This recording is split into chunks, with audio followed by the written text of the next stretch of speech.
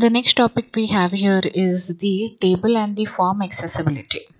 Okay, the table and the form accessibility. Under that we have the web accessibility here. Okay, so how well the web pages are accessible to the user, and what all initiatives are taken by the W3C to make sure that the website is clearly seen by the users or clearly accessible by the users. Not all web users are able to view the content on web pages in the same manner.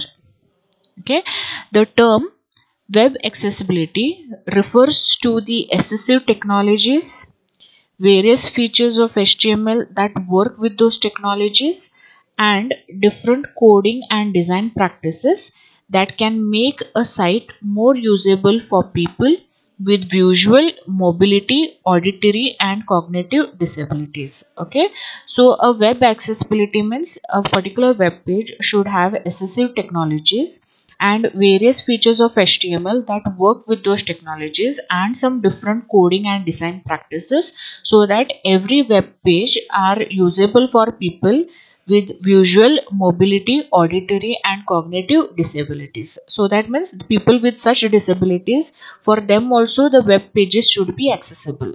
That means web pages should have this assistive technologies, some features, and different coding and design practices. In order to improve the accessibility of website, the W3C created the Web Accessibility Initiative. Okay, so they have, so how well the website should be accessible to the users. So such initiatives were taken by W3C. Okay, and they also have a guideline for that, which they have given the guidelines, Web Content Accessibility Guidelines. Okay, so here if you click on this link, so you have the web content accessibility guidelines. So this all says when you're creating a web pages, that web page should be accessible to all the category of people. So those guidelines have been mentioned in this particular page. Okay, next here, web content accessibility guidelines. So some of the main features of those guidelines have been mentioned here. Provide text alternatives for any non-text content, so that it can be changed into other forms people need, such as large print, braille, speech, symbols, or simpler languages. Okay, so you should have different types of features for a particular text, such as large print, speech, symbols, or simpler languages. Create content that can be presented in different ways, for example a simpler layout without losing information or structure. As you know, a particular website's layout changes when you're seeing it in a desktop, or whether you're seeing it in your mobile, or whether you're seeing it in a lab or something. So the layout of those website changes. If the layout of the website changes, it should not lose its information or its structure. So the web pages has to be created in such a way. Okay, make all functionality available from a keyboard itself. Okay, all the functionality should be available from a keyboard, and provide ways to help users navigate, find content, and determine where they are.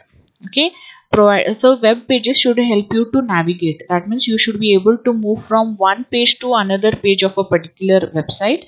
You should be able to find a particular content in that website, and they determine where they are. So if a website is there, a website will be created using many web pages. So a user should be knowing in which web page he is there, whether is in a home page or contact us page or infrastructure page, so that proper navigation should be provided by that particular website.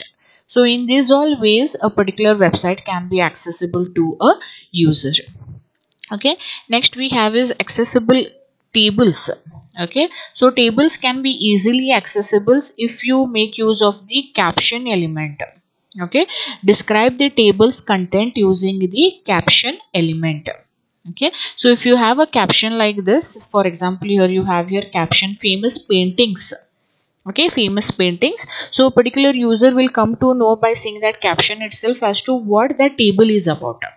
or what that form is about, what that table is about. So you have to specify proper captions for the user so it is easily accessible by them, easily readable by them. Okay, then connect the cells with a textual descriptor in the header. Connect the cells with the textual description in the header. So the cell should have a proper textual description in the header so that it will be user very easy for the user to communicate with those tables. Okay, so in these all ways the web pages can be accessible to the user. Next we have is the micro formats. Okay, so this, what are these micro formats? The web has millions of pages in it. Okay, the webs have millions of pages in it, yet despite the incredible variety, there is a surprising amount of similar information from site to site. Okay, so from whenever you are visiting some website, those all those web pages will have some similar content in all of their pages. Okay, whether it might be a contactor's details, or whether it might be map, or whether it is contact images of those, or you can have map of those locations, mapping might be there, or contacts as pages, or information regarding of that person there. Okay, so some information which is there, that will be common to all of the pages. Okay, so those information which is there, we call them at micro formats. Okay, micro formats. So similarly, many sites contain calendar of upcoming events or information about products or news. These all smaller informations which are there, which you see in the web pages, those we call them as micro formats. Okay, the idea behind micro format is that if this type of common information were tagged in similar ways, then automated tools would be able to gather and transform it. Okay, so such information can be used by other website if it is useful for them. Okay, so a micro format is a small pattern of HTML markup and attributes to represent common blocks of information such as people, events and news stories, so that the information in them can be extracted and indexed by the software agents. Okay, so if you have some information where you want to pass it on, that particular information you can make use of by using proper markup and attributes, and those information can be used by some of the software agents. Okay, so one of the most common micro format is hcard. Okay, so hcard is the one which is used to semantically mark up contact information of a person, his name, his address, his contact number and all those things.